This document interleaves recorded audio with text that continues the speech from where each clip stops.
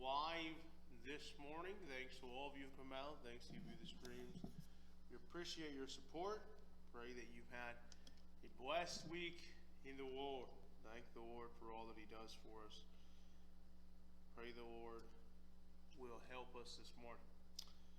We're in the book of Isaiah, Isaiah 61. Isaiah chapter 61. I'm trying to get a double check on the sound here. Appreciate your support. I think we're doing pretty well. All right.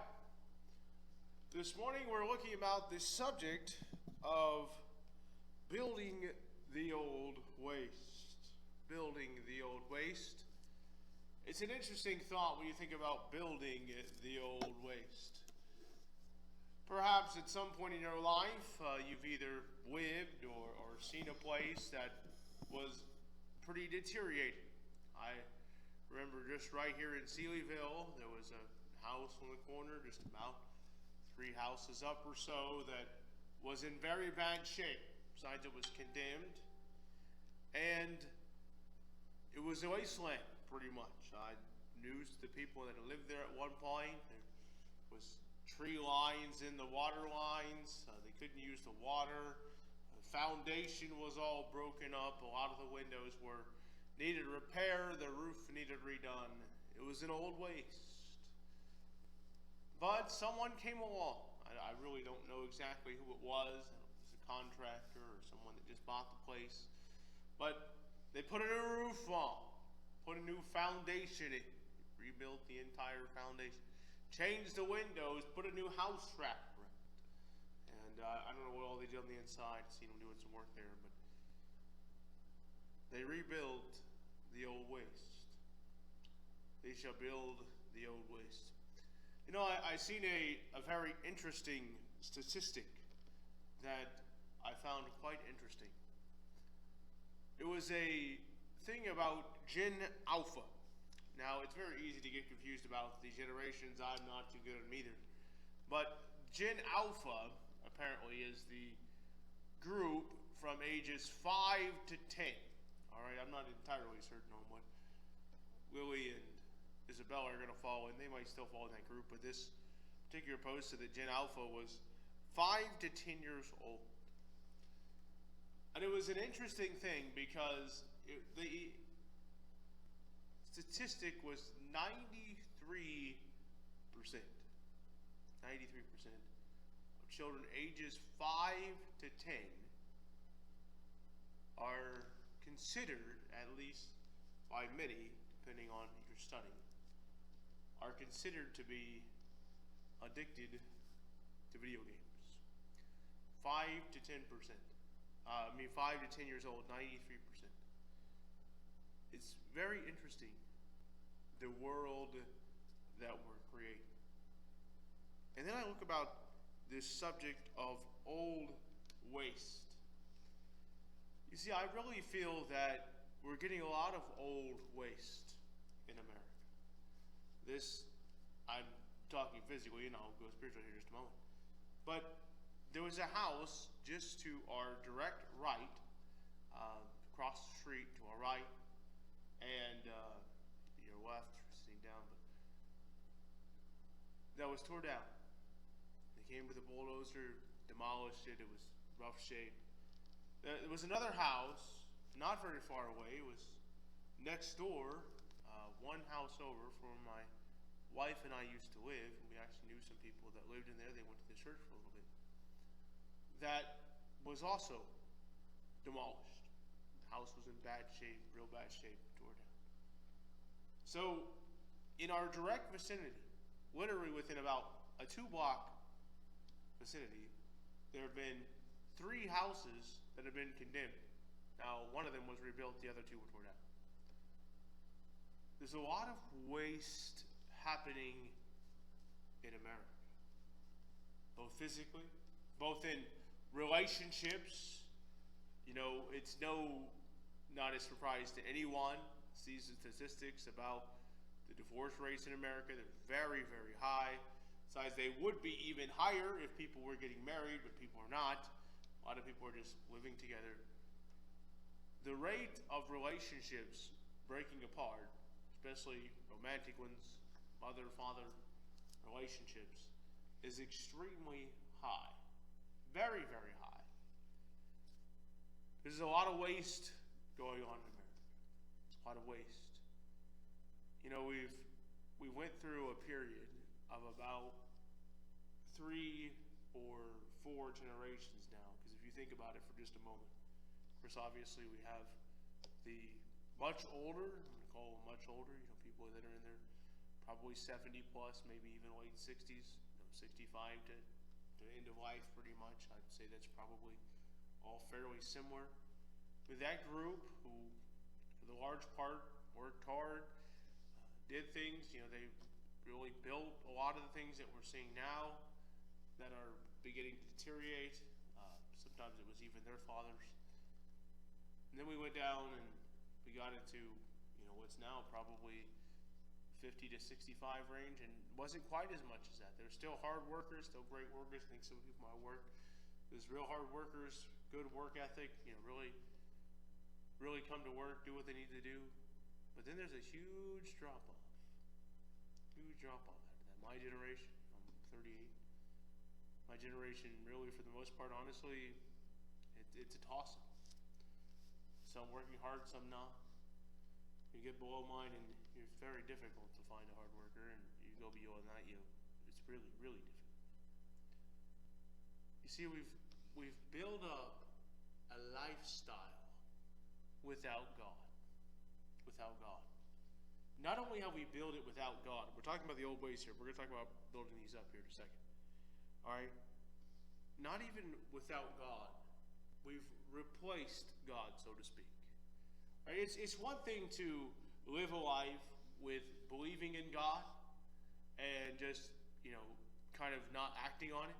That's kind of been the way that a lot of the older people lived, and even some of the young middle-aged people. In America, there was always a recognition of God. There's always a recognition of God, a recognition of the church. Besides, if you were born in the 40s and 50s, you probably were very, very experienced with church. But you know, if you were born then, you would be quite old now. You'd have to be in your 80s, 75, 80 years old. That's really around the last time that church was a major impact in people's lives. Was in the 40s and 50s. If you talk to someone that's in the 90s, a very interesting conversation, because they would have lived during the Depression in the 30s. But widely, what we've done is, over the last 80, 90 years, we've set about to replace God.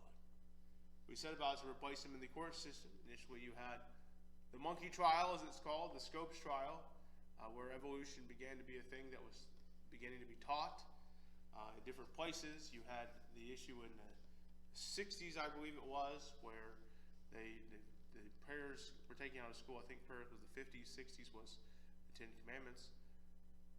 You had to slide away from God. Replaced God with evolution, as creation went. Replaced prayer with whatever we wanted to say in the morning. You know, I remember sometimes when I was in high school especially, we'd have a meeting in the gym. The gym of the high school, there was 200 or 300 people. So I think it was probably closer to 400 people. We would meet in the gym, and they'd have something they wanted to tell all of the students. Maybe it was about drugs, or maybe it was about attendance, or whatever the new thing was. I think it happened about once a week. I don't remember exactly how often it happened. Sometimes they'd have people come in, special speakers that would talk, and we'd all end up in the gym. But we replaced the things of God. Replaced the Pledge of Allegiance, both to the flag, the Christian flag, and the Bible. I remember doing that when I was in elementary school. We replaced all of these things, and we replaced them with our thoughts, with our realities, our philosophies. And we get really what's the old waste. The old waste. Because I don't know that there's too many people that I could talk to that would feel like that our political system is honest in America. I'm not telling you anything, whether you should be a Republican or Democrat or Independent. I'm not telling you any of that. I'm just telling you the political system as a whole, on really any side, is a disaster. Right here in Terre Haute, we've had, just over the last not very long period at all, we have issues. I don't know exactly how all of them were resolved, but I remember reading about a few of them. Some of them resolved in actual jail time. But I remember there was a person that was on the ballot, the political ballot. I don't recall their name. I remember reading this. I believe they may have gotten even removed from the ballot. But they were on the ballot in Terre Haute that really hadn't even necessarily lived in the area. I think they had a fake address. It was a big disaster. All right? It was obviously not an honest situation. And we had a situation where I believe it was with the sheriff's office where there was a massive embezzlement scheme, and the person even ended up getting jail. I think he and his wife, maybe both. I know he did. All the time we hear about embezzlements, we hear about tax evasion. You know, it's very, very common that high-profile, YouTube people, all reels do these high-profile, but all of a sudden they're getting in trouble for tax evasion. Remember the singer that most people are probably very aware of, Shakira. Spanish singers for a long time now, for I think about 12 years now, has been in a tax situation with Spain. I'm bringing all these things up, these things that are going on, because I want us to understand that we're beginning to develop waste, both physically, both in relationships, both spiritually in our attempt to replace God with all of the things of this world. We're getting a lot of waste. And in Isaiah's time, as he's writing these prophecies, there was a lot of waste happening. There was a lot of old wastes that were cut up. There was a lot of former desolations. Let's read verse 4. It says, and they shall build the old waste. This is Isaiah 61, verse 4. They shall raise up the former desolations, and they shall repair the waste cities, the desolations of many generations. I want you to get this. There was an old waste that had happened. There were former desolations. It had happened over a long time. Waste cities, the desolations of many generations. This wasn't something that happened overnight. And this is not something that's happened overnight in America. Not at all. It's happened over many generations. And you can begin to decide when that slide began to happen, but it's widely been 5 or 6 generations. And all of a sudden we're sliding and sliding and sliding, and all of a sudden the wastes are beginning to show up. The former desolations. The waste cities.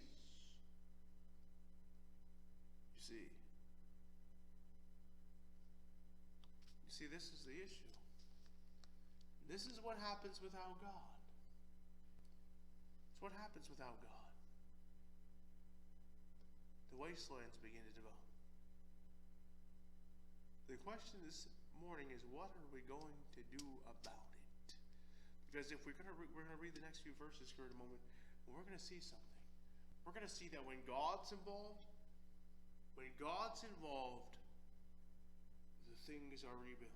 Look at verse number 6, verse 5. And strangers shall stand and feed your flocks, and the sons of the alien shall be your plowmen and your vine dressers. But ye shall be named the priests of the Lord.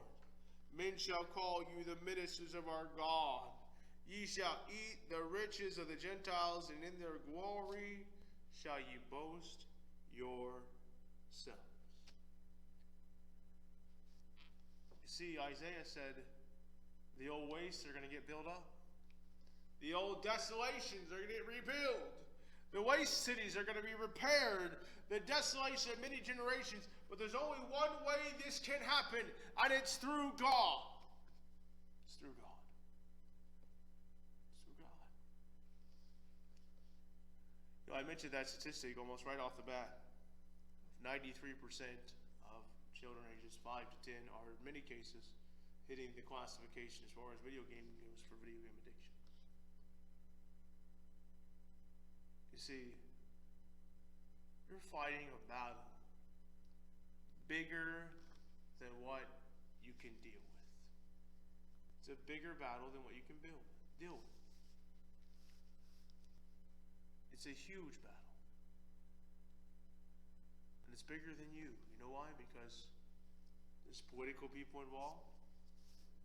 There's people that have lots of money, billionaires and millionaires involved. But the Bible talks about the spirits of darkness. It talks about powers, principalities. This fight's bigger than what you can fight. You know, the amazing thing is, a lot of people that face an addiction, I'm going to bring this back around to this whole thing here in just a moment. A lot of people that face an addiction can never get out of it. We say, oh, wait, there's rehab, there's different things. I want to tell you what happens, because I know this to be the case, and even psychologists and psychiatrists will tell you this. Most of the time, what people do in any sort of rehab, or when they are getting out of addiction, is that they replace the addiction with something else. They replace the addiction with something else. So, let me give you a few examples. Let's say a person is addicted to drugs and alcohol. That's been their turn to when they're stressed, when they're having anxiety, they turn to alcohol and drugs. If they go to rehab and they begin to get out of it, they get away from it, and now they turn their minds to something else. And they get out of rehab, and all of a sudden, instead of them turning to alcohol and drugs all the time, now they're turning to gambling. They're betting on games, and this is how they're, when they feel stressed, whatever. Let me just look at this. Let me see what I can do. They make money and they feel good. They lose money, they feel bad. And they get out of the gambling addiction. They say, well, I need to slow down on this. They still got to treat the anxiety and the depression and the times when things are hard, and so they get involved in some other addiction. Maybe an eating addiction. The reason why a lot of people play video games is to get away from real life. You turn to a video game addiction where all of a sudden they're playing 5-10 hours out of the day. They go to work, they come home, and all they do is look at the screen. Care about their family, their relationships. It all goes down the tube, so to speak. Turn to other women or other men, depending on the situation. Turn to blowing money. Some people go to anxiety and depression. They got to go shopping. Got to buy the newest, greatest fad. I got to buy something else. It makes me feel good. Let me go out and do something. Turn to that. You see what happens? And all of them destroys their relationships, destroys their family. Some people turn to work. Become workaholics, there's a name for it. They turn to work. Depressed, anxiety, I got to work. They go work. And as they do, they don't have time for their family. They don't have time for anything. And all of a sudden, the old waste, former desolations, the wasted life. But when God's involved, you know what happens? It's an amazing thing. It's amazing how we reject God and yet how He works. God begins to work in our life, and suddenly there's the depression and anxiety. We turn over to God. Say, Lord, it's all yours. You take care of it. I'm going to trust in you. I'm going to believe in you. I'm going to hope in you. You know what happens? God does take care of it. God takes our problems and our hardships and helps us. And instead of us getting involved in all kinds of things that destroy our lives, we're built up stronger. Hard times and hard lives. A lot of people very concerned about hard times and hard lives and suffering. I'm not telling you they're easy to deal with, but I want to tell you something. Your reaction to them and what you do with it will change everything. Because if a person goes through a hard time and they hold on to God and believe in God and leave it on Him, they'll come out a very, very much so stronger person on the other end. where they can face even tougher hardships. I'm going to use this just as an example for a moment. We bring things to a close. 2022. Now it's been almost 3 years ago, 2.5 years ago. We were in an extremely tough time. I say extremely tough time, but I didn't feel like it was tough at all because God was helping us. But we were in what many would say was an absolute crisis. If you think about it for a second. My wife was pregnant at the time with little Willie. Thank the Lord for a little girl. My wife was about to have a baby. We needed another car. All right, this is the simple part of it. We needed another car. We needed a car for a little bit. We were thinking about getting one. We had a car at the time, but it was only a 2-person car. We needed another car. We were looking at ways to put different seats in and things. And I remember my wife told me that she wanted to get another car by October, or right around there. She was due in January. And actually, I think it might have technically been February, but we ended up having the baby in January. But she wanted a new car by October, or at least a newer car for us that would. But in September, I was trying to figure out how we were going to work this out. But in September, an absolute crisis happened. What happened? The transmission, basically, for the practicality, went out of the car. Instead, we really had reverse, first, and second. My wife had appointments, and I had to go to work. We got no working car, even though I did drive that car for 2 weeks. We got a situation. We got a hard time. Now, there are a lot of things that can happen here. You can get rash, and you can do all kinds of things, get mad at God, try to figure out how you... But you know what? The amazing thing is we live with God, and God directs the way. God directs the way. We were able to get the money for the down payment. We were able to get a car. You know what? That car was paid off last year. A deer helped it along its way. But the car was paid off. And you know what? The Lord helped us to get another car. Thank the Lord. So that was 2023. It's been about a year and a half ago that car happened. But for nearly 3 years now, almost, God has helped us to be able to make the payments every single month on the car. Why? Because we left it with Him. No need to turn to any of the other things. We leave it with God. When we see something, when you leave it with God, guess what happens? The old wastes get built up. The former desolations begin to get up. The repair season begin to get repaired. The issue is in America, are we going to allow God to be the rebuilder? In your own life, your own personal life, is God going to be the rebuilder? The one that builds up the old waste, that builds up the old desolations, that repairs all the waste cities in your life and builds you up. Because you know what? If He's the one, they'll get rebuilt. And all of a sudden you'll find your life has value again. Why? Because you're made in the image of God.